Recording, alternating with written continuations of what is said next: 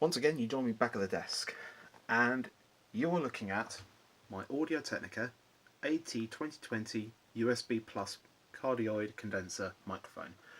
Not gonna lie, really good microphone, especially if you want to get started in a couple of things. It's quite expensive, but it's quite nice all round.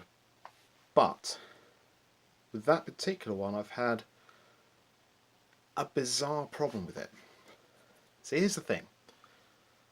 This microphone still works, but my computer does not recognise it as an AT2020 anymore. In fact, I'll show you what I mean.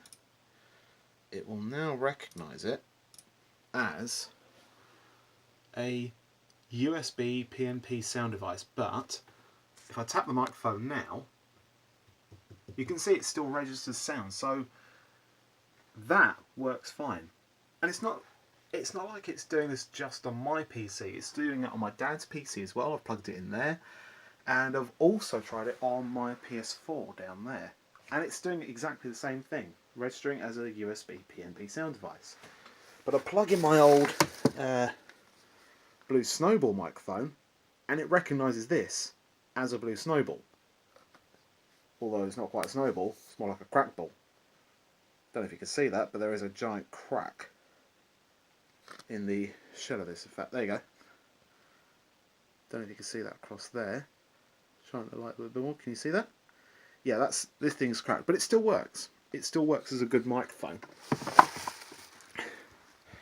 But no matter what I try, this doesn't get recognised, even though it works still. Kind of works. For instance, I can use this to record in Audacity. That works fine. I can use it on the PS4 fine to record, or not record, but use it as a chat mic and voice command microphone. But if I want to record, say, with the webcam software, not like I would do, but if I wanted to record audio with the webcam, it'll only use the microphone built in that.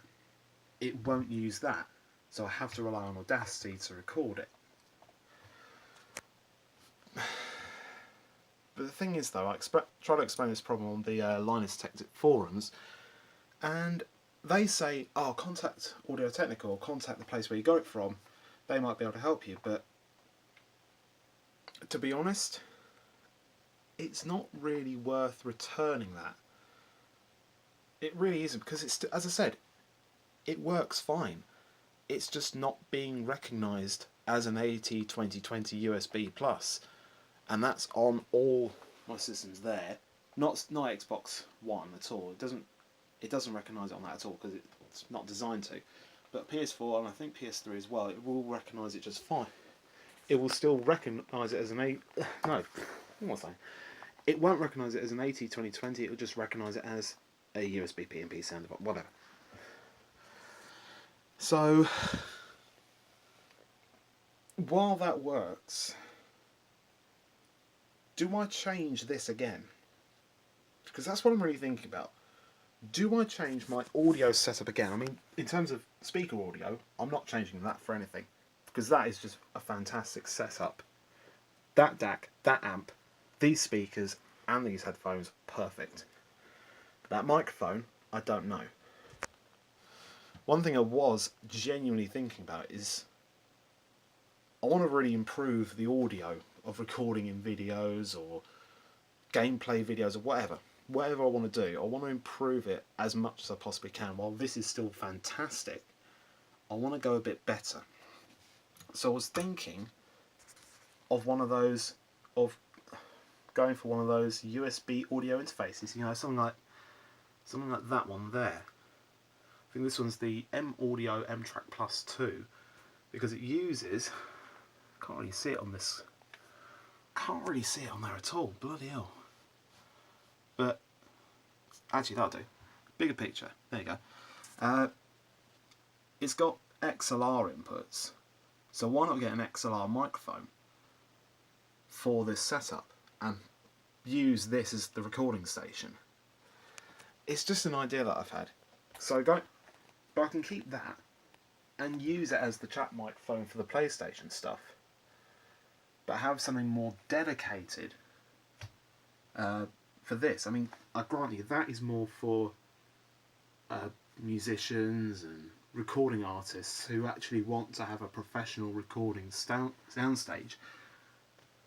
But I was just thinking about going for one of those. But this is, as I said, this is just an example. But possibly, maybe. I mean, that one you just power by USB. This one you just power by USB. And have one of these to record. Say how I can have one microphone for the desk and another microphone for recording console gameplay there. It's just an idea. It's not set in stone yet.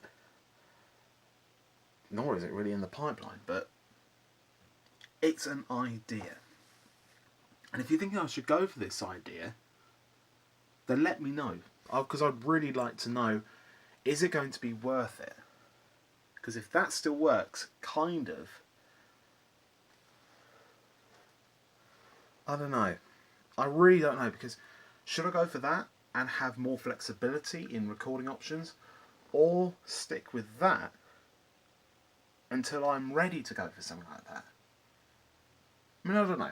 But yeah, if you want, let me know in the comments. And if you want to, subscribe, I guess, if you fancy doing that. What's happened to the DPI on this? Hold up. Ah, there you go. That's a bit better. That's more like the speed I'm used to. Sorry, the DPI and the mouse just went down for some reason. But yeah, should I upgrade from a USB mic to a USB interface with XLR microphones?